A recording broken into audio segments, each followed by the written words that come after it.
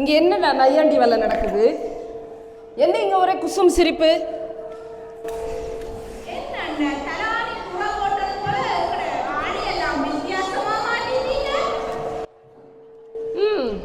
சொல்கிறேன். இயேசு கிறிஸ்து உயிர்த்தெழுந்த அந்த நாளை ஈஸ்டர் என்றால் என்ன என்று இங்கு வந்திருக்கும் மக்களுக்கு இந்த நாள் நிகழ்ச்சியின் போது சொல்ல வேண்டும் என்று சொல்லி காஸ்டியூம் டிசைனரிடம் கேட்டேன். அவள் இப்படி நம்மை ஆக்கிவிட்டாள். இதுவும் நன்றாகத்தானே இருக்கிறது. அங்கே யாரோ ஏதோ சீட்டு வச்சுட்டு இருக்க மாதிரி இருக்கே, என்னது?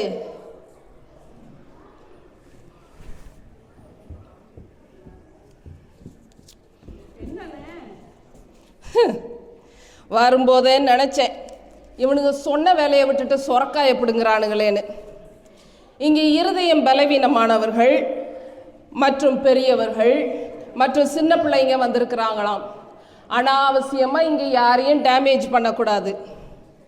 மக்களே, இந்த நிகழ்ச்சி யார் மனதையும் புண்படுத்துவதற்கில்லை. ரசிப்போம், செய்தி அறிவோம்.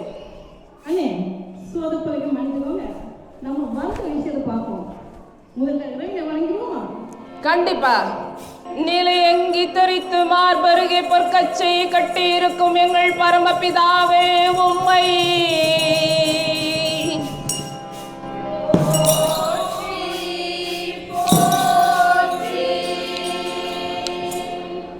சிறுசும் மயிரும் வெண்பஞ்சை போலிருப்பவரும் எங்களை ஆட்கொண்டவரும் எங்களை வழி நடத்துகிறவரும் ஜீவிக்கிறவரும் நாங்கள் சேவிக்கிறவருமாகிய எங்கள் அப்பன் இயேசு கிறிஸ்துவே உம்மை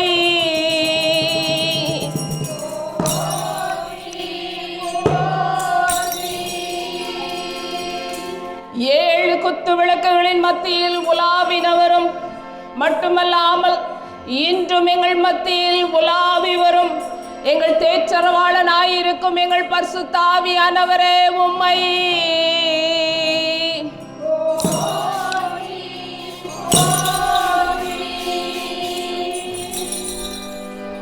தந்தனத்தோம் என்று சொல்லியே வெள்ளினில் பாட, ஆமாம் வெள்ளினில் பாட, ஆமாம் வெள்ளினில் பாட வந்தருள்வா இயேசு தெய்வமே.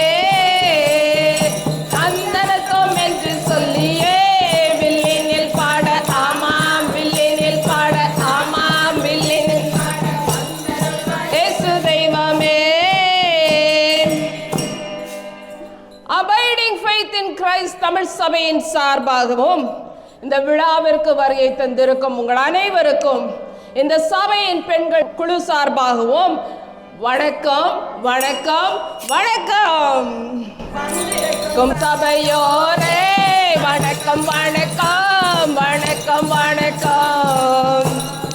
வந்தனங்கள் செய்து மகிழ்ந்தோம் இருக்கும் சபையோரே வணக்கம் வணக்கம் வணக்கம் வணக்கம். வந்தனங்கள் செய்து மகிழ்ந்தோம். ஈஸ்வரனா என்னன்னு தெரியுமா தம்பி? அண்ணே, நம்ம பத்துமாக்கா 45 ராத்திரி இறைச்சி வாங்கி வாங்கண்டு வட்டி நம்ம எல்லாரையும் பிரியாணி பருப்பு கறி கேக்கு செய்து வர சொல்லி நமக்கெல்லாம் சோறு போடுவாங்களே அண்ணே, அதானே இன்னைக்கு. அறுசுவையும் நாக்குல நடனமாடுவேன்னு. நடனமாடும் அட திண்டி பயல்களா, அது இல்லடா. அப்புறம் என்ன இன்னைக்கு கதையை சொல்லுங்க. கதையை சொல்வோமே, உயிர்த்தெழுதல் என்னவென்று கதையை சொல்வோமே, உயிர்த்தெழுதல் என்னவென்று கதையை சொல்வோமே. நாம் எல்லாரும் ஆடுகளைப் போல வழி தப்பித் திரிந்து அவனவன் தன் வழியிலே போனோம். கர்த்தரோ நம்ம எல்லாருடைய அக்கிரமத்தையும் அவர் மேல் சுமந்து விழப்பண்ணினார் என்று வேதாகமம் சொல்லுகிறது. வாழ்வதற்காகவே மனுஷன் இங்கு பிறக்கின்றான், மரிப்பதற்காகவே பிறந்தார் இயேசு. எனக்காக மரித்தாரே எழுந்தாரே நம் இயேசு, எனக்காக மரித்தாரே எழுந்தாரே நம் இயேசு. பாவத்துக்கு செத்து நீதிக்கு பிழைக்க நம்முடைய பாவத்தை சிலுவையிலே சுமந்தாரே, எனக்காக மரித்தாரே எழுந்தாரே நம் இயேசு, எனக்காக எழுந்தாரே நம் இயேசு. என்ன ஒரு அக்கறை, என்ன ஒரு மனதுருப்பு. சீரழிந்து கொண்டிருக்கும் மனுக்குலத்திற்கு வாழ்வு தரும்படி தகப்பனுடைய சித்தத்தை நிறைவேற்றுகிறவராய் இந்த பூமியிலே மனுஷனாய் பிறந்து பாட அனுபவித்து பாவமற்றவர் நமக்காய் பாவமாகி நமக்கு மீட்பை பெற்று தந்தவர் தான் இந்த இயேசு. அருமை அருமை அண்ணன், இது அல்லவோ அன்பு. இப்ப சொல்ல, இந்த கதையின் கதாநாயகன் யார்? அந்த பெரிய மனசு படைச்ச அன்புள்ளம் கொண்ட நல்லவரை பத்தி தான் பேச போறோம். ஜோரா கேளுங்க, கூலாவும் கேளுங்க. சொல்லுங்க. கிறிஸ்து பிறப்பதற்கு சுமார் 700 ஆண்டுகளுக்கு முன்பு ஏசாயா தீர்க்கதரிசியினால் உரைக்கப்பட்டது போல குடிதனிலே பஸ்கா பண்டிகை நாட்களிலே, எருசலேமின் குடிதனிலே பஸ்கா பண்டிகை நாட்களிலே ஆசாரியரும் பசுக்குள் சாத்தான் புகுந்தான், காட்டிக் கொடுத்தான் இயேசுவையே, இயேசுவையே, இயேசுவையே, இயேசுவையே, இயேசுவையே. கூட இருந்தவங்களே காட்டி கொடுத்துட்டாங்களான்னு. ஆமாண்டா தம்பி, அவர் கூடவே இருந்து சாப்பிட்டு தூங்கி பிரயாணம் பண்ணி அவங்க கஷ்டத்துல அவரோட இருந்து அற்புத அடையாளம் பார்த்துட்டு கடைசியில உண்டை விட்டுக்கே ரெண்டகம் பண்ணிட்டானுங்க இந்த பயலுக. அண்ணே, டீல ரொம்ப சிம்பிளா முடிச்சிட்டாங்க. அந்த யூரா சீல் கொஞ்சம் பெருசா போட்டுக்கலாம். அடே, நம்ம கூட்டத்திலே ஒரு களவாணி பயல வச்சிருக்கோம்டா.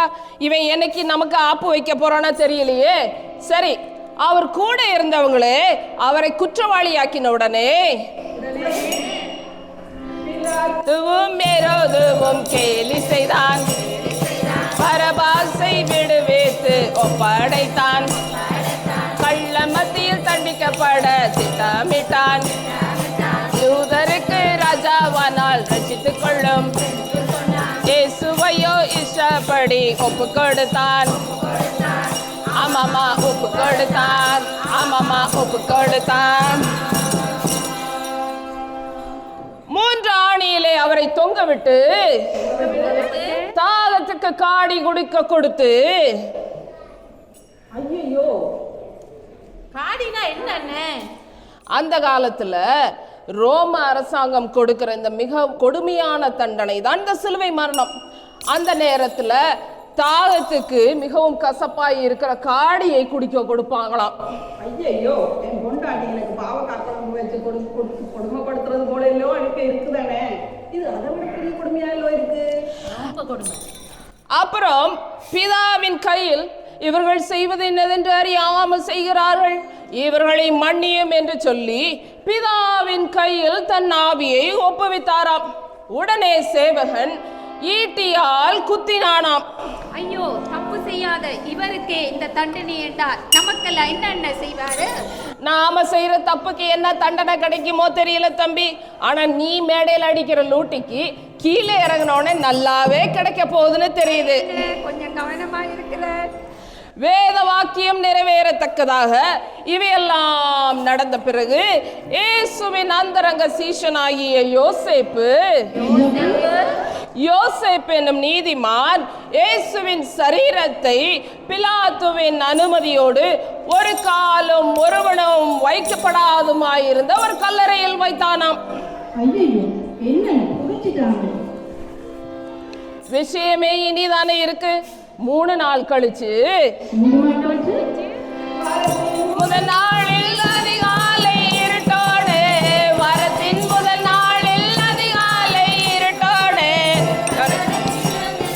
மரியாளும் பார்க்கையிலே ஸ்ரீயே நீயே அழுறன் தூதர்களும் கேட்டிடவே, ஸ்ரீயே நீயே அழுறன் தூதர்களும் கேட்டிடவே. பயந்து போன மகதலேனா மரியாள் சத்தம் கேட்டு திரும்பி பார்க்கும்போது இயேசு நிற்பதை கண்டு ரபுனி என்று அழைத்தாள். ரபுனி என்றால் போதகரே என்று அர்த்தமாம். அப்புறம் என்ன நடக்கணும்? ஒரு பொம்பளை ஆளுகிட்ட ஒரு விஷயத்தை சொன்னா போதும், அப்புறம் நடக்க வேண்டியதெல்லாம் தானா நடக்கும். ஆமாண்ணா, சரியா சொன்னீங்க. டெக்னாலஜி எல்லாம் தோத்து போயிடும்.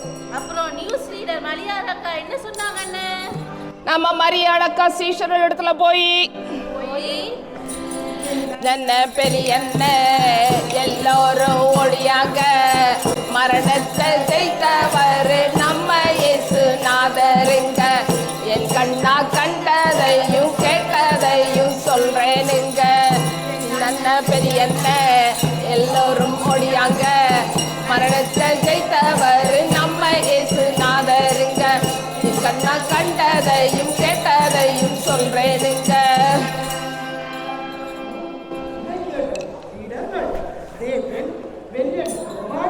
நோடா தம்பி,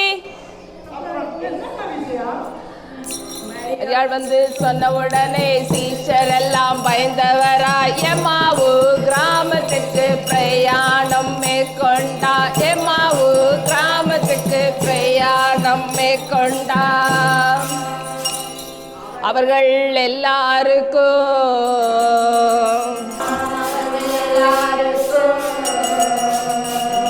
இயேசு காட்சி தந்தார். இயேசு ராஜாவை கண்டவர்கள் அவரை தொட்டும் பார்த்தார்கள், முன்னே செய்தது போல அவரோடு போஜனமும் செய்தார்கள்.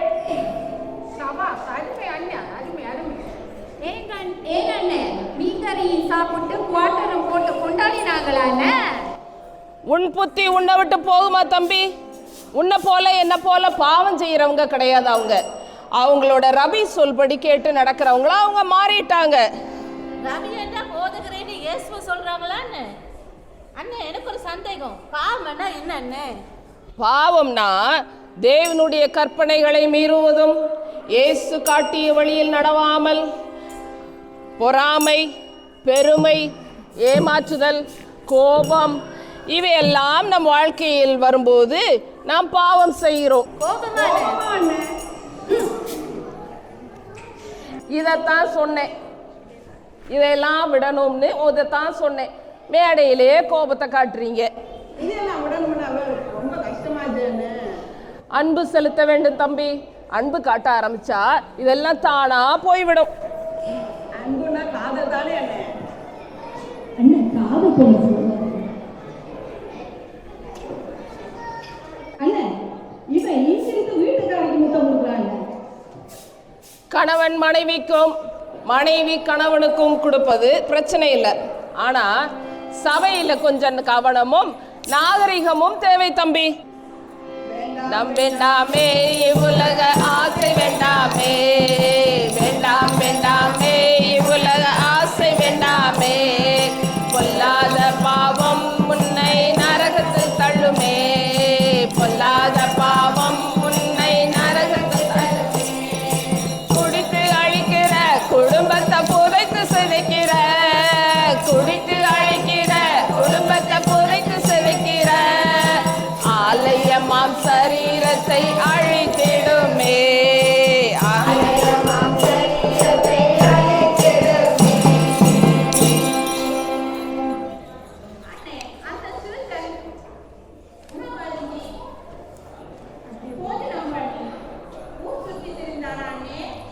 இல்ல தம்பி, இயேசு அவங்களை பார்த்து, பெத்தானியா வந்து கைகளை உயர்த்தி எல்லோருக்கும் ஆசி கொடுத்தார். பெத்தானியா வந்து கைகளை உயர்த்தி எல்லோருக்கும் தரிசனம் தந்து அற்புதங்கள் செய்து பரலோகம் ஏறி சென்றார். தரிசனம் தந்து அற்புதங்கள் செய்து பரலோகம் ஏறி சென்றார். கூட இருந்து இப்படி விட்டு போயிட்டாரே அண்ணன், இப்ப என்ன பண்ணுறது? அவர் இல்லாம ரொம்ப கஷ்டமாச்சு அண்ணன். நம்முடைய மீறுதலின் நிமித்தம் அவர் காயப்பட்டு, நம்முடைய அக்கிரமங்களின் நிமித்தம் அவர் நோக்கப்பட்டார். நமக்கு சமாதானத்தை உண்டு பண்ணும் ஆக்கினை அவர் மேல் வந்தது. அவருடைய தழும்புகளால் நாம் குணமாகிறோம் என்று வேதாகமத்தில் சொல்லி இருக்கிறபடி நமக்கு வரும் ஆக்கினையை அவர் மேல் ஏற்று சமாதானத்தையும் விடுதலையையும் அந்த நித்திய வாழ்வையும் பெற்று தந்தார். அண்ணே, இதெல்லாம் தெய்வீக அன்பு. இயேசு பரலோகத்துக்கு எடுத்துக்கொள்ளப்படுகிறதுக்கு முன்னாடி தம்முடைய ஜனங்களை பார்த்து, பரிசுத்த ஆவி உங்களிடத்தில் வரும்போது நீங்கள் எருசலேமிலும் யூதேயாவிலும் சமாரியாவிலும் பூமியின் கடைசி பரியந்தமும் எனக்கு சாட்சிகளாய் இருப்பீர்கள் என்று சொன்னார். இது நமக்கு சேர்த்து தான் சொன்னாரா அண்ணன்? அடே, முதல் தடவையா வாழ்க்கையில உருப்புற மாதிரி ஒரு கேள்வி கேட்டு இருக்கிற. நீ சாப்பிடதான் லாய்க்குன்னு தப்பு கணக்கு போட்டுட்டேன்டா. நம்மை அந்த நித்திய வாழ்க்கைக்கு பரலோகத்தில் பங்குள்ளவர்களாக்கும்படி நமக்காக பாவபலி ஏற்றவராய் நம்முடைய அக்கிரமங்கள் மீறுதல்களுக்கு அவர் நொறுக்கப்பட்டு ஆக்கினை அவர் மேலேற்று நமக்கு சமாதானத்தை மாத்திரமல்ல, அவருடைய தழும்புகளால் நமக்கு சுகத்தையும் அந்த நித்திய வாழ்வையும் நமக்கு பெற்று தந்தார். அந்த இயேசுவின் இரத்தத்தால் நாம் கழுவப்படுவோம், அவரின் பிள்ளையாய் வாழ்வோம், பரலோகம் செல்வோம் என்று வீர முழக்கமிட்டு இத்துடன் இந்த நிகழ்ச்சியை நிறைவு செய்கிறோம். உயிர்த்து விட்டார், அல்லேலூயா. மன்னன் இயேசு ஜீவிக்கிறார், அல்லேலூயா. மரித்த இயேசு உயிர்த்து விட்டார், அல்லேலூயா. மன்னன் இயேசு ஜீவிக்கிறார், அல்லேலூயா. ஜீவிக்கிறார், அல்லேலூயா. அல்லேலூயா, ஜீவிக்கிறார், அல்லேலூயா. ஜீவிக்கிறார், அல்லேலூயா. அல்லேலூயா, ஜீவிக்கிறார். இவ்வளவு நேரம் பொறுமை காத்து உங்கள் அனைவருக்கும் abiding faith in Christ Tamil சபையின் சார்பாகவும் இத்தமிழ் சபையின் பெண்கள் குழு சார்பாகவும் உள்ளம் நிறைந்த நன்றிகளை தெரிவித்துக் கொள்கிறோம். தம்பிகளா, பாட்டாகவே வாழ்த்திடுவோமே. வாழ்க வாழ்க வாழ்க வாழ்க இயேசு நாமம் வாழ்க.